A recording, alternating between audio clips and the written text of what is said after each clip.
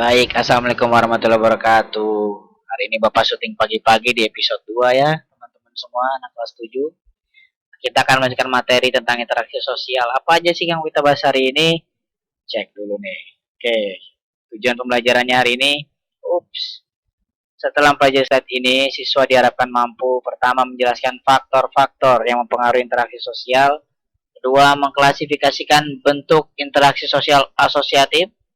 Yang ketiga, mengklasifikasikan bentuk interaksi sosial disosiatif. Oke, pertama, faktor-faktor yang mempengaruhi interaksi sosial.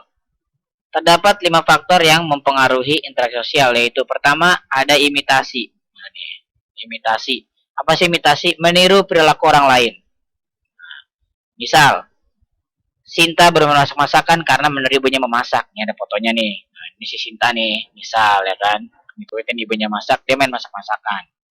Ada lagi identifikasi, keinginan menyamai kepribadian orang lain. Nah, itu lebih dalam lagi nih, imitasi yang lebih dalam. Namanya adalah identifikasi. Misalnya nih, Rizky menjadi anak band. Selain mengikuti pakaian idolanya, dia juga mengikuti perilaku idolanya nih. Contoh nih, ini misalnya Travis Barker nih, drummernya Blink, ya kan, tatonya sampai ini tubuh. Nah, ini si Eno netral nih, walaupun dia nggak bertato, tapi rambutnya menyamai dan gaya ngedrum, mukul drum juga sama. Nah, itu biar identik nih. Band punk ya cara ngedrumnya begini, penuh powerful, begitulah. Itu namanya identifikasi. Ada lagi mungkin kalian suka anime, biasanya cosplay itu disamain semuanya kan, dari ujung rambut sampai ujung kaki. Next. Faktor yang ketiga ada sugesti, pengaruh yang dapat menggerakkan pihak lain atau orang lain nih. Misalnya apa nih? Pasien yang percaya pada arahan dokter. Nah, ini nih, mau dikasih obat gimana pun biasanya kita percaya sama dokter. Ini 3 kali sehari ya, ini 2 kali sehari, ini vitaminnya ya, kita percaya sama itu. Kita minum dah tuh obatnya. Alhamdulillah kita sembuh. Lanjut.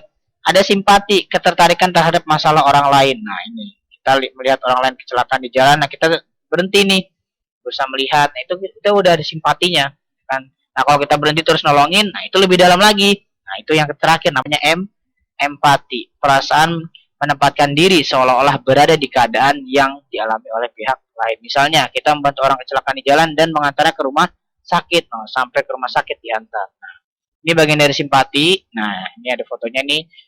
Ibaratnya mencari dana untuk sumbangan. Nah, ini kalau empati, akhirnya dia terjun ke daerah yang terdapat bencana. Seperti itu. Ya. Lanjut. Nah, sekarang kita masuk ke bentuk-bentuk interaksi. Ada 2 nih. Bentuk-bentuk interaksi sosial. Ada interaksi asosiatif, ada interaksi disosiatif. Pertama asosiatif dulu. Bersifat menyatukan pihak-pihak yang berinteraksi. Jenisnya ada 4. Itu kerjasama, akomodasi, asimilasi, dan akulturasi. Yang kedua ada disosiatif. Bersifatnya memecah nih pihak-pihak yang berinteraksi. Nah, maaf nih harusnya ada 3 aja. Yaitu persaingan, kontravensi, dan konflik. Nah, ada 3 jenisnya yang disosiatif. Ada persaingan, kontravensi, dan konflik. Lanjut. Nah, kita masuk ke yang asosiatif dulu. Asosiatif, ya kan? Apa sih? Yang pertama ini ada kerjasama. Apa sih itu kerjasama? Usaha bersama yang dilakukan individu untuk memecahkan suatu persoalan atau masalah. Kerjasama ini memiliki 5 bentuk, yaitu gotong royong. Contohnya apa gotong royong, Pak? Nih bekerjasama membangun sesuatu, membersihkan lingkungan, membangun masjid, gotong royong. Nah, kalau bergaining, apa bergaining? Ini ibaratnya tukar menukar atau bahasa kerennya tukar guling. Nah, itu ibaratnya kita punya apa ditukar dengan sesuatu yang lain. Kalau misalnya di contoh olahraga itu biasanya tukar pemain, tapi bukan pakai bayaran transfer ya kan. Misalnya pemain gelandang ditukar sama pemain back. Nah, seperti itu. Itu namanya bergaining. Ada lagi kooptasi. Nah, ini kooptasi ini apa sih? Penerimaan unsur baru dalam kepemimpinan. Itu namanya kooptasi. Misalnya nanti kita bekerja ya kan, kalau kalian pindah kelas, pindah sekolah, nah itu ada ketua kelas baru. Nah, kita menyesuaikan nih dengan gaya kepemimpinannya. Lanjut ada koalisi. Nah, koalisi ini usaha atau kerjasama yang dibangun sama partai politik. Contohnya ini ada gambarnya nih. Waktu zaman politik dulu ada Prabowo Sandi. Nah, ini ada koalisi merah putih namanya nih. Ini mendukung Prabowo dan Sandi. Ini partai-partai politiknya yang mendukungnya. Nah, ada lagi joint venture. Nah, ini ibaratnya kerjasama untuk suatu proyek-proyek besar. Misalnya contohnya ada pembangunan jalan, terus pembangunan KRL atau LRT. Nah, itu ada perusahaan-perusahaan besar yang bekerja sama di proyek tersebut. Lanjut, nah ini yang paling banyak nih, jangan pusing dulu tapi ya. Ada namanya akomodasi. Apa sih akomodasi? Merupakan cara penyelesaian konflik tanpa merugikan orang lain. Nah, pada kehidupan sosial ada 8 bentuk cara penyelesaian konflik ini. Pertama, ada cara koersi. Salah satu pihak terpaksa mengalah. Ini kenapa nih? Bisa terjadi misalnya kita tadi ya kan dipimpin sama seseorang, otomatis karena dia jabatannya lebih tinggi kita harus patuh sama dia. Itu namanya koersi. Lagi kompromi, kedua pihak mengurangi tuntutan. Misalnya konflik nih, saling menuntut, akhirnya kita kurangi tuntutannya. Pihak A mengurangi, pihak B mengurangi, akhirnya tercipta kesepakatan. Berikutnya ada arbitrase. Nah, ini mengundang pihak ketiga nih yang mampu memutuskan konflik, ya kan? Pihak ketiga ini mampu memutuskan konflik. Kayak gimana ya? Kayak kalian nih misalnya berantem di sekolah, pasti ada bapak ibu guru yang jadi arbitratornya, ya kan? Yang bisa mutusin siapa yang salah. Ya kan? Ada lagi mediasi. Nah, ini mediasi ini pihak ketiganya netral, nggak bisa memutuskan konflik. Misalnya konflik antara si A dan si B, kalian siswa sama siswa nih, tapi ditengahin sama teman kalian juga. Nah, itu namanya mediasi. Teman kalian nggak bisa memutuskan. Karena tetap kalian bisa bermanfaat, itu lebih bagus. Berarti si teman kalian itu jadi mediator. Lanjut, ada konsiliasi nih. Pihak-pihak yang berkonflik saling memberikan maaf. Tadi terjadi kesepakatan. Nah, lanjut lagi, toleransi. Pihak-pihak yang berkonflik akhirnya saling menghargai perbedaan. Nah, ini paling penting nih, kita toleransi. Karena Indonesia kan banyak perbedaannya kan. Dari suku, agama, ras. Nah, kalau kita saling bertoleransi, insya Allah nggak akan ada perpecahan. Seperti itu. Yang ketujuh, stalemate. Nah, ini kekuatan yang berkonflik seimbang sehingga terjadi perang dingin. Ini contohnya di antara Rusia dan Amerika. Ya kan, itu nggak ada perang mereka. Padahal kekuatan mereka karena kekuatan mereka seimbang. Ada blok barat diwakili sama Amerika dan Eropa. Ada blok timur diwakili sama Rusia. Terakhir, ini yang bisa terjadi di Indonesia nih. Terakhir namanya adjudikasi. Kan, adjudikasi itu nah, seperti yang digambar, itu penyelesaian konflik melalui pengadilan, seperti itu. Banyak sekali ya, tapi tenang, nggak usah pusing, nanti bisa kalian catat. Lanjut, ada lagi yang ketiga, akulturasi. Apa sih akulturasi ini, Pak? Akulturasi ini maksudnya penyatuan dua budaya tanpa menghilangkan budaya asli. Kalau di rumusnya, IPS juga ada rumus nih. Kebudayaan A ditambah kebudayaan B bersatu jadi sama dengan kebudayaan AB. Contohnya ini nih, masjid Menara Kudus ya kan, ini arsitekturnya mirip sama Hindu Buddha, ada gapuranya ya kan. Ada lagi nanti menara di Masjid Demak. Nah, ini ibaratnya tadi akulturasi, ada budaya Islam sama Hindu, tapi nggak ada yang hilang, mereka berpadu. Lanjut lagi, ada asimilasi. Nah, maksudnya apa Pak? Penyatuan dua budaya dan menghasilkan kebudayaan baru. Nah, A plus B sama dengan C. Kebudayaan A dan kebudayaan B campur akhirnya jadi kebudayaan baru C. Nah, ini bisa terjadi kenapa? Ada perkawinan campuran antara apa nih?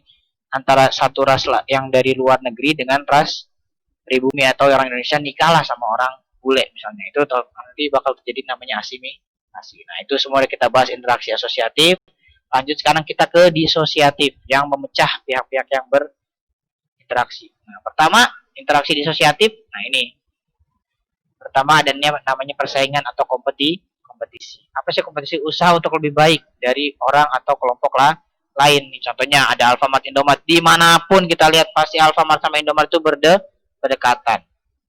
Kenapa mereka bersaing buat mendapatkan pelanggan? Gitu. Ada lagi mungkin di kayak usaha ayam goreng itu kan, KFC, McD, semuanya udah. Kalau bapak merek bapak sebutin ntar bapak dikira punya sponsor. Kan? Ada lagi persaingan nih, contohnya di olahraga ya kan, ini semua balapan nih buat jadi yang pertama. Kalian juga bersaing buat apa? Buat jadi ranking 1 di sekolah. Kan? Kalau nggak buat tadi lomba-lomba buat masuk surga duluan. Oh, itu lebih keren persaingan seperti itu. Lanjut. Nah, ini yang paling bahaya nih.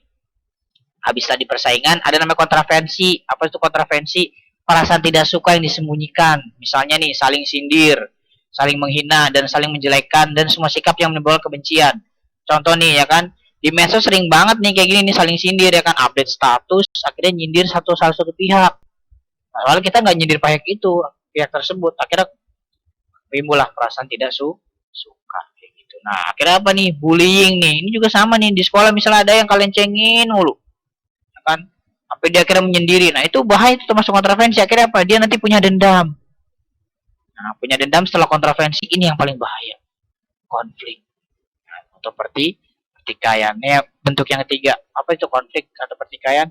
Usaha untuk mengajukan pihak lain dengan kekerasan. Nah, biasanya konflik ini terjadi akibat perbedaan pendapat dan perbedaan kepentingan. Nah, itu tuh. Tadi ya kan, yang dibully tadi kesel, wah bisa nimbulin kekerasan nanti, kesel sama yang ngebully. Nah, kalau ini contohnya apa nih, mahasiswa nih bersama KPK waktu itu. Nah, karena ada undang-undang melemahkan KPK. Ini berkonflik karena beda pendapat.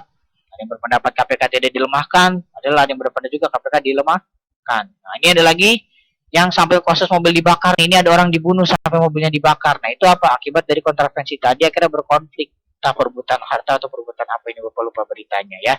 Seperti itu. Makanya awalnya di persaingan, lama-lama timbul rasa benci, akhirnya berkonflik. Itu yang bahaya di asosiatif.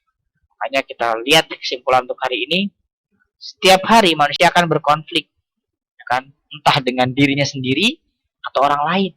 Itu yang harus kita pahami. Kita harus bisa membangun interaksi asosiatif dengan semua orang, ya kan? Dia harus bisa kerjasama intinya sama orang tuh. Karena kita harus tahu karakter orang itu masing-masing. Nah, ketiga, apabila ada individu yang membenci kita, jangan bahas membenci. Nah, ini yang suka kita lakukan nih, malah bahas membenci. Terimalah sifat orang tersebut dan doakan ia supaya lekas sadar bahwa menyimpan dendam itu tidak baik. Karena nggak baik kalau menyimpan dendam. Contohnya di si Sasuke tuh di Naruto kan, punya dendam banyak, bahaya. Makanya nih, hashtagnya tidak ada dendam. Semoga bermanfaat ya kawan-kawan semua, kelas 7. Cukup sekian dari Bapak. Sampai sini kita mulai lagi diskusi grup ya. Semoga nanti kalau ada pertanyaan bisa langsung tuntas kita bahas. Wassalamualaikum warahmatullahi wabarakatuh.